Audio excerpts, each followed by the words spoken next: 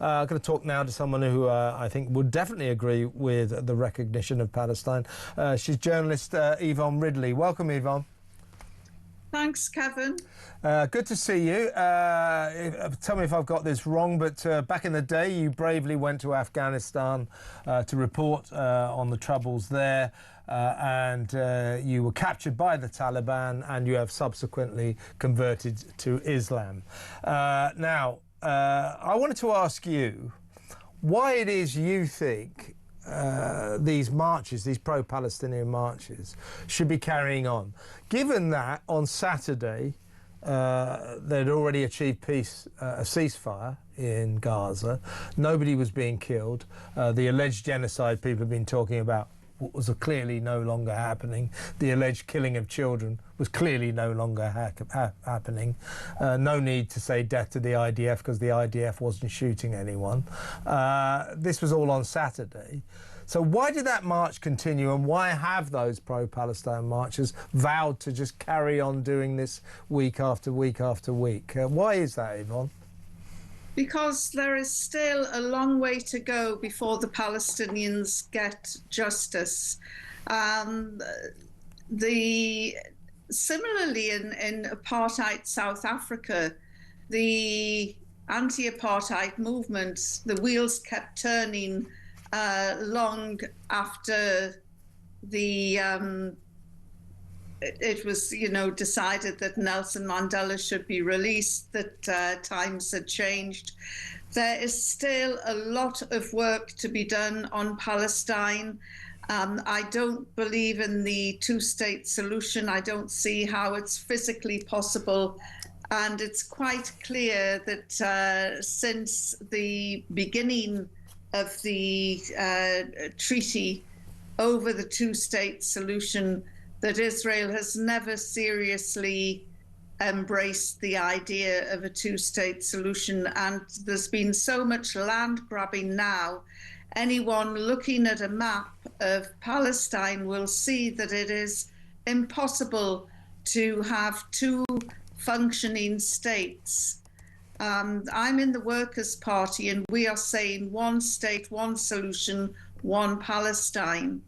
But whatever the outcome, this story is we've seen the end of a chapter, but now we've seen the opening of a new one, and Palestine will continue to need the support that it has had so far from 157 of the nations in the UN. Yeah, but one thing, Yvonne, is ironically what you're saying, one Palestine, one country. I mean, the one area that Hamas and Benjamin Netanyahu agree on is that neither of them believe in the two-state solution. So there may be some kind of agreement they could come to there, but presumably it's one or the other. If Israel carry on, there'll be no Palestine. If Palestine gets the gig, then Israel ceases to exist. But if we talk about these marches, I mean, they can no longer chant sort of stop the genocide, stop the killing, because, of course, that is now over. At least we hope it will continue to be over, obviously. So what do you say to the charge, if you like, that the people who are there now are just there because they don't like Jews, they're anti-Semitic? I mean, whatever you say, and I'm sure that I'm not sort of trying to besmirch everyone who's there, but I think there are significant sections of these marches which are basically people who hate Jews, who are anti-Semitic. They carry jihad flags, they shout from the river to the sea, death, death to the IDF. This is all anti-Semitic. What do you say to that?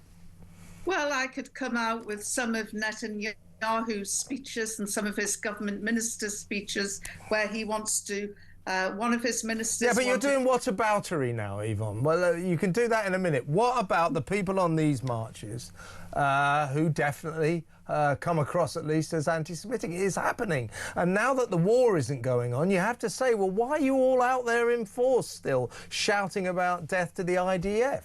Because there is still a lot of injustice that is going on. I've just come out of an Israeli prison after the flotilla, and I can tell you the IDF is not a peaceful entity. Well, they are at the moment, because there's no war. There's no war. Let's see, you know. Well, yeah, I mean, in the fullness of time, but it still begs the question: what were they all shouting about on Saturday? Death to the IDF. You want to kill them even though they're not still waging war? Well, perhaps they're going to have to come up with some new chants. Yeah, that's for damn sure.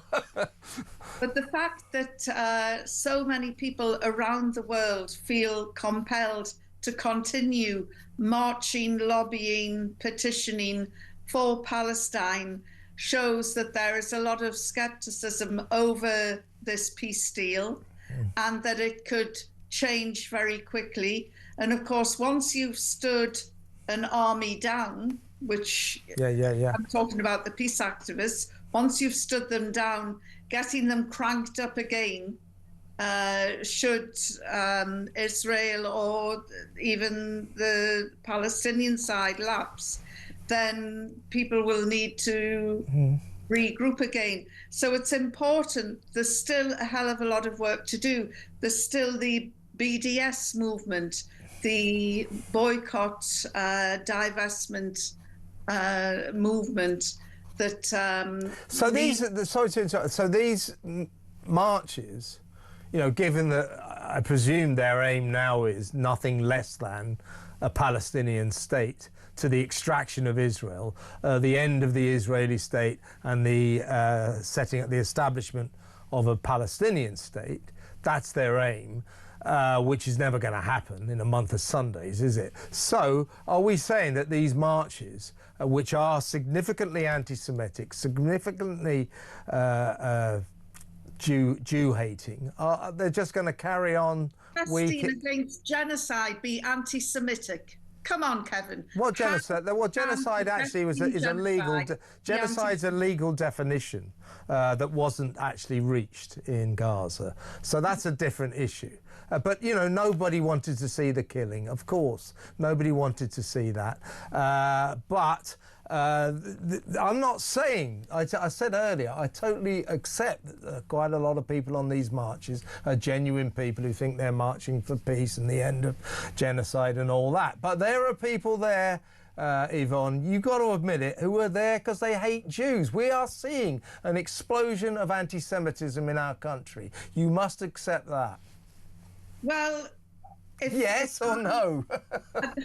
I've been on lots of these marches, and it's never happened to me where I've been to them, and I've seen them all shouting jihad from the river to the sea and all that. These are illegal chants. Well, you're saying that, but well, it is illegal to shout from the river to the sea. It's illegal. Yes. It's not because it's a call for the annihilation of the Israel state. That's what it means, obviously. No, from the river to the sea, Palestine will be free. Yeah, but from the river to the sea. It's in between the river and the sea, Yvonne, is Israel. Yes, so surely that was shown by Netanyahu in a map in the UN, and he was quite clear about what he meant from the river to the sea, and he was talking about the annihilation of Palestinians, which is why he is... Oh, okay, all right, fair enough. It cuts both ways. It cuts on what you're saying. I accept what you're saying. That cuts both ways. Either way, shouting from the river to the sea, if you're on a pro-Palestinian march, means we want to see the state of Israel annihilated, cease to exist. That's what it means.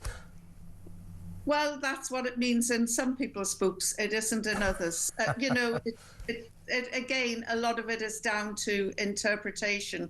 But the marches have to keep going, because as soon as we stop, then things will slide back.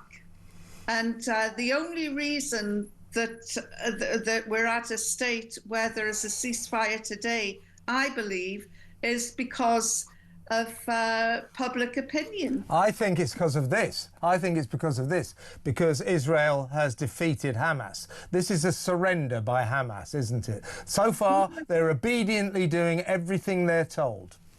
It's not a surrender at all. What is it then?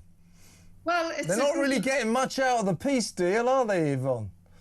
No, they're not. See, that's why they're surrendering. They're surrendering. No surrender. Absolutely not.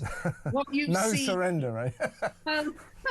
what you've seen is a poorly equipped bunch of resistance fighters who have the law behind them, by the way, to resist the occupation.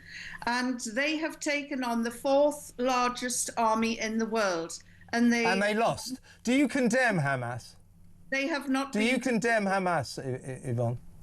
Sorry? Do you condemn Hamas? Oh, for goodness sake, are we back to this again? Well, We've had this for 2 years. So you don't? And no, I won't condemn them. Okay, so that's fair enough. I've just asked you a question. Fair answer.